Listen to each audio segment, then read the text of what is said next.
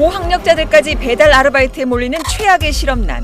좀처럼 끝이 보이지 않는 불황의 터널. 당국의 대대적인 경기 부양책에도 중국이 결국 일본의 잃어버린 30년을 닮아갈 거란 경고가 나오고 있습니다. 베이징 권란 특파원을 연결해 지금 중국 상황 알아봅니다. 최근에 제가 인상적으로 본 뉴스 프로그램이 팔뉴스에서 보도가 됐던 배달왕의 사망, 이 소식이었는데 이게 또 중국에서 크게 화제가 되고 논란이 되고 있다면서요. 네, 이달 초 저장성 항저우에서 발생한 일입니다. 항저우 시내 한 길가의 오토바이 위에 한 남성이 잠든 것처럼 보였는데 전혀 미동이 없어서 가까이 다가가서 살펴보니까 숨져 있었던 겁니다. 그런데 알고 보니까 이 남성이 55살 배달원으로 밝혀졌습니다. 하루에 한 4-5시간만 잠을 자고 나머지 시간에는 전부 다 배달 일을 했다고 하는데요. 하루에 한 100건 정도, 그렇게 해서 500위안 정도를 벌었다고 합니다. 그래서 항저우에서는 배달왕으로도 통하던 그런 인물이었습니다. 코로나 이전인 2019년만 해도 한 3km 거리 기준으로 10위안, 우리 돈으로 지금으로 따지면 2,000원이 좀 안 되는 금액인데 5위안 정도로 확 낮춰졌다고 합니다. 그 이유가 이 배달원의 숫자가 계속해서 많아지면서 경쟁이 치열해졌기 때문이다. 최대 배달 플랫폼 메이투안이라는 데가 있어요. 거기서 나온 통계를 보면 배달원 수가 745만 명입니다. 이게 1년 전에는 624만 명이었어요. 그러니까 1년 동안 한 120만 명이 늘어난 숫자죠. 그리고 2위 배달업체 얼러마라는 데를 보면 거기에 등록된 배달원만 해도 한 400만 명이 된다고 해요. 지금 중국에서 배달원으로 활동하는 사람이 1,000만 명에 달한다, 이런 추산이 나오고 있습니다. 경기 침체가 굉장히 길게 이어지면서 심각한 취업난이 중국에서는 꽤 큰 문제로 떠오르고 있습니다. 중장년층 같은 경우에는 직업을 잃었는데 다시 재취업이 어렵다 보니까 이 배달원으로 뛰어드는 사람이 많고요. 이 청년층 같은 경우에도 대학을 졸업하거나 아니면 고등학교를 졸업했는데 새로운 직업을 구하지 못하다 보니까 이 배달 일을 하는 사람들이 굉장히 많습니다. 특히나 예전 같은 경우에 농촌에서 도시로 이주해서 일을 하는 사람들을 농민공들이라고 불렀거든요. 건설 현장, 건설업 노동자로 일을 많이 했었습니다. 건설 경기가 위축이 되다 보니까 이들이 갈 데가 없는 거예요. 그래서 가장 손쉽게 갈 수 있는 배달원으로 많이 일을 하고 있고요. 배달 일을 하는 고학력자가 많다는 것도 좀 놀라웠어요. 네, 재작년 이 명문대죠. 이 베이징 외대 졸업생의 졸업 연설이 굉장히 화제가 된 적이 있습니다. 要是我没上过大学就好了。如果我没上过大学，我就可以心安理得的去当服务员。可是我上了大学，拉不下脸。 심각한 취업난을 반영을 했다, 이런 평가들이 나왔었는데 졸업연설과는 반대로 이렇게 대학을 졸업한 사람들도 배달원에 뛰어드는 경우가 굉장히 많다고 합니다. 이 메이투안에 등록된 745만 명의 그 배달원 중에서 석사 학위를 가진 사람이 8만 명이다. 그리고 4년제 대학을 졸업한 사람이 30만 명이다. 이래서 굉장히 화제가 된 적이 있거든요. 배달원들을 만나보면 자기 동료들 중에서는 이런 학력이 높은 사람이 굉장히 많다. 근데 학력이 무슨 소용이냐, 돈을 벌어야지, 이렇게 얘기하기도 했습니다. 607啊，好像是。我们这站点有学历的很多，其实我感觉学历其实没多重要。 중국 정부가 돌연 6월 이후에 청년 실업률을 발표하지 않기 시작했어요. 불만이 고조되니까 이걸 좀 통계를 다른 방식으로 바꿔보고자 한 건데요. 올해 초에 청년층에서 재학생을 제외하고 통계를 내기 시작했습니다. 올 초반에 계속해서 13, 14%를 꾸준히 유지를 하고 있었는데 대졸자들이 한꺼번에 졸업하는 시기 올 7월에 17.7%를 찍었습니다. 그리고 8월에는 18.8%를 찍었습니다. 집계되지 않은 다른 것까지 다 합치면 거의 40-50%는 될 거다라는 그런 추산도 나오고 있습니다. 대표적으로 추석 경기를 가늠할 수 있는 월병 판매, 이게 또 큰 변화를 보였다면서요. 네, 월병이 지금 저희도 있는데요. 이게 월병입니다. 이게 중추절 추석 음식일 뿐만이 아니라 추석 선물로도 굉장히 인기 있는 품목이에요. 베이커리 산업협회 추산에 따르면은 올해가 이 월병 생산량이 작년보다 6%가 떨어졌고 소비량, 판매량도 한 9%가 떨어졌다고 합니다. 아무래도 이제 경기가 안 좋고 지갑이 얇아지다 보면 가장 소비를 줄일 수 있는 부분이 외식이잖아요. 그리고 제가 얼마 전에 취재를 갔다 온 곳은 샤브샤브라고 전통 훠궈를 조금 현대식으로 재해석한 식당인데요. 한때는 연매출이 1조 원대도 그렇게 자랑했던 그런 식당이었는데 최근 3년 반 사이에 매출이 계속 감소하면서 2천억대 적자를 봤다고 해요. 그래서 파격적인 가격을 내놓기 시작했습니다. 평일 점심 세트 메뉴가 49.92안, 우리 돈으로 한 9,000원 조금 넘는 가격인데 그 정도를 주면은 이제 훠궈의 그 국물 베이스와 뭐 채소, 고기, 그다음에 에피타이저, 음료까지 모두 포함해서 푸짐하게 주더라고요. 가격을 낮추지 않으면 우리 다 굶어 죽는다. 베이징에서 처음으로 스타를 단 미슐랭 식당이 있거든요. 그곳이 문을 닫았다는 소식을 듣고 찾아가 봤습니다. 실제로 찾아가 보니까 문이 닫혀 있었고요. 문 앞에는 뭐라고 붙어 있었냐면 임대료 체납으로 인해서 여기 이곳이 폐점을 했다고 붙어 있었습니다. 안에는 뭐 집기들이 다 어지럽게 늘여져 있고 미슐랭 그 상징하는 간판만 그 바 테이블 위에 덩그러니 놓여 있더라고요. 식자재를 납품하는 업체들의 체납 금액만 해도 몇억 원대가 된다고 해요. 그래서 이익조차도 다 지급을 하지 못하고 약간 야반 도주하듯이 갑자기 문을 닫았다는 소식이 들렸습니다.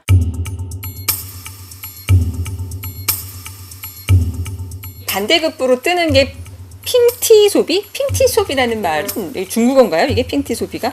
핑자 티티 빈이라고, 이게 무조건 뭐 유명 브랜드의 짝퉁이다 이건 아니고요. 유명 브랜드의 성분이라든지 품질을 그대로 유지하면서 좀 거품을 빼고 가성비 있는 제품을 만들어서 낸다는 건데, SK2 에센스 굉장히 고가잖아요. 똑같은 성분의 에센스를 중국 국산 브랜드로 만들면서 가격은 한 3분의 1 정도로 낮춰서 판매를 해서 젊은 세대들한테 굉장히 인기를 얻고 있고요. 실제로 중국 SNS상에 보면은 핑티 제품과 실제 오리지널 제품을 비교하는 영상들도 굉장히 많이 올라오고 있습니다. 명품 업체들이 중국에서 고전을 면치 못하고 있던데 실제로 그런가요? 명품 브랜드들이 많이 모여있는 SKP 백화점이라는 데가 있어요. 그곳을 가보면 사실상 텅텅 비어 있습니다. 지난 6월에 뭐 되게 유명한 돌체앤가바나라든지 베르사체 뭐 이런 곳에서 한 거의 절반 값에 세일을 단행을 한 적도 있어요. 그래서 상하이의 양대 산맥으로 불렸던 백화점이 있거든요. 그 백화점들이 지난 6월과 7월에 잇따라서 문을 닫았고요. 또 우한에서도 한 30년 정통의 최대 백화점이 있었는데 지난달 말에 결국에는 폐점을 하고 말았습니다. 소비자들이 소비가 계속해서 줄어들고 소비 방식이 변화하면서 이렇게 명품이라든지 백화점들이 점점 몰락해 가고 있는 모습을 보이고 있습니다. 얼마 전에 뉴욕타임스를 보니까 중국 경제 개방이 40년 만에 최대 위기다 이렇게까지 분석을 했는데 실제로 중국 경기가 이렇게 안 좋아지게 된 원인 어떤 것들을 들 수 있어요? 바로 부동산 위기입니다. 이 부동산 산업의 경우에 중국 GDP 한 3분의 1 정도를 차지할 정도로 굉장히 큰 규모였거든요. 지난달에 국가통계국이 발표를 하나 내놨는데요. 신규 주택 판매 가격이 전달에 비해서 떨어졌다는 겁니다. 약 90% 이상이 전국 70개 주요 도시에서 떨어졌다는 거니까 중국 전역의 상황이 다 안 좋다는 겁니다. 특히나 베이징, 상하이 같은 일선 도시 같은 데서도 주택 가격이 계속 하락하고 미분양이 계속 늘고 있어서 정부에서 계속해서 주택 부양책 뭐 이런 걸 내놓고 있어도 그동안 잘 먹히지를 않았어요. 사무실 같은 경우에도 공실이 굉장히 많이 늘었습니다. 어디에 새로 개발한 부동산 업체다. 근데 우리가 비행기표, 숙박, 뭐 이 숙식 다 제공했더니 와서 모델하우스만 한번 보고 가달라. 안 사도 된다. 이런 얘기까지 하고 뭐 사은품도 뭘 주겠다. 그렇게 하면서 판촉하는 경우도 굉장히 많이 봤습니다. 금구 은십이라고 해서 9월은 골든이고 10월은 실버다. 그래서 주택 경기가 가장 살아나는 시기로 보고 있거든요. 근데 금구 은십이란 단어는 사라졌다는 얘기가 나오고 있습니다. 대출을 해서 산 사람들 같은 경우에도 집값이 자기가 산 가격보다 더 떨어지는 현상이 나타나다 보니까 더 심리가 위축이 돼서 소비가 더 줄어들고 있다. 이런 얘기가 나오고 있습니다. 우리나라는 지금 집값이 계속 올라가지고 오늘이 가장 싼 가격이다 그러는데 중국은 오늘이 가장 비싼 가격 가격이다. 이런 위기감이 있는 거군요. 거꾸로. 그리고 이 부동산이랑 연결돼서 빼놓을 수 없는 게 바로 지방재정입니다. 지방정부가 은행에서 돈을 빌려서 직접 시공을 하거나 아니면 시행사를 만들어서 부동산을 개발하는 형태였는데 부동산이 무너지니까 지방정부의 부채도 점점 늘어날 수밖에 없다는 겁니다. 그래서 지금까지 쌓인 지방정부의 부채가 지난해 말만 해도 100조 위안, 약 2경대에 달한다는 그런 통계도 있습니다. 중국에서 금융업계에 종사를 하거나 아니면 사업을 하는 사람들을 만나보면 정말 안 좋다는 얘기를 많이 합니다. 그리고 실제로 임금도 많이 깎였다고들 해요. 벤처기업의 98%가 망했다라는 기사가 나왔었거든요. 정부가 나서서 반박을 하긴 했는데 실제로 이곳에서 사업을 하는 사람들은 98%까지는 아니겠지만 굉장히 많은 회사가 많이 망했다라는 분위기는 있습니다. 부동산 버블 경제로 시작해서 디플레이션이 계속 장기화하는 이런 모습이 약간 일본과 닮았다 이런 얘기가 나오고 있는데요. 실제로 이게 중국 정부도 이 심각성을 인정을 하고 있는 모습입니다. 중국 정부가 국경절 연휴를 앞두고 아주 대대적인 부양책을 내놨습니다. 인민은행장 그리고 이 중국의 3대 금융수장이 일제히 나와서 이례적으로 기자회견을 했어요. 人民银行将坚定地坚持支持性的货币政策立场，加大货币政策调控的强度，提高货币政策调控的 가장 대표적인 게 유동성을 확대하겠다는 정책을 내놨습니다.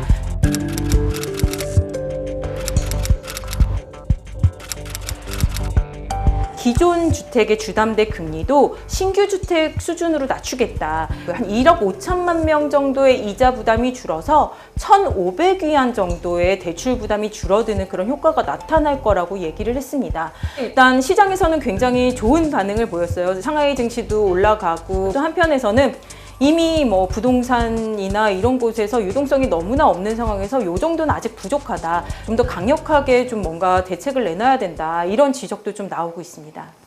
경기 침체가 장기화될수록 또 정부 입장에서는 두려워하는 게 이제 민심의 이반 동요일 것 같아요. 실제로 사람들이 이 경기 침체, 내가 경제적으로 어려운 것이 나의 능력만의 문제는 아니다. 이런 인식이 싹트고 있다. 이런 외신 보도도 봤거든요. 미국의 이제 연구 결과였는데 2004년, 2009년, 그리고 2014년, 2023년 이렇게 4개의 시점을 뽑아서 중국인 4만 명에게 내가 부자인 이유는 뭐냐, 그리고 가난한 이유는 뭐냐 이렇게 질문을 던졌어요. 2004년, 2009년, 2014년에는 동일하게 1위를 차지한 응답이 바로 개인의 능력과 재능을 꼽았습니다. 그런데 2023년에는 갑자기 응답이 바뀌었는데요. 바로 관시입니다. 관계, 어떤 누군가와의 네트워크를 관시라고 하거든요. 또 가난한 사람은 왜 가난할까? 이런 질문에 대한 응답에도 2004년, 2009년, 2013년도 다 동일하게 이 능력과 재능 그리고 능력 부족 이걸 꼽았었는데 2023년에는 불균등한 기회로 꼽았습니다. 뭔가 사회적, 구조적으로 좀 문제가 있지 않나 이런 생각을 하는 사람들이 좀 늘었다는 그런 방증으로 볼 수 있습니다. 중국이 이제 경제 성장률 전망치를 5% 안팎이라고 내놨습니다. 근데 하지만 이제 글로벌 은행들, 뭐 주요 기관들 같은 경우에는 이것도 굉장히 비관적으로 보고 있습니다. 대부분의 뭐 글로벌 은행들은 4.5에서 4.9%대로 잡고 있어요. 9월 소비 심리라든지 그 지표가 이제 다음 달에 나올 거잖아요. 근데 그것도 그렇게 좋지 않을 거다. 지표가 또 좋지 않으면 사람들의 소비 심리는 더 위축이 되기 때문에 이게 당장 실효성을 거두기도 좀 힘들지 않겠냐 이런 약간 비관적인 전망도 많이 나오고 있는 상황입니다. 또 중국과 비즈니스를 하는 우리 기업들의 타격도 클 것 같은데 건설 경기가 계속해서 악화하면서 중국에서 과잉 생산된 철강이 이제 한국에 아주 헐값에 나가는 바람에 한국의 철강 업체들도 굉장히 큰 어려움을 겪고 있다는 소식이 많이 나오고 있잖아요. 중국에 진출하고 있는 기업들이 어려운 것뿐만이 아니라 아무래도 중국에서의 수요가 줄어들다 보면은 중국으로 수출이 조금 힘든 측면도 있지 않을까 이제 많은 사람들이 걱정을 하고 있고요. 미국의 금융사죠. 뱅크 오브 아메리카가 뭐 차기 미국 대통령이 중국의 IT 분야에 규제를 하면은 한국의 메모리 수출에도 아주 악영향을 미칠 수 있다는 전망을 내놓기도 했습니다. 미중 갈등이 이제 더 심해질 경우에는 중국 규제에 동참하라 이런 압박 수위를 높이면 우리도 어떻게 할 수 없는 상황에 놓이는 경우가 발생할 수도 있습니다. 우리나라도 약간 그런 맞는 정책을 좀 내놔야 하지 않을까 하는 생각도 듭니다.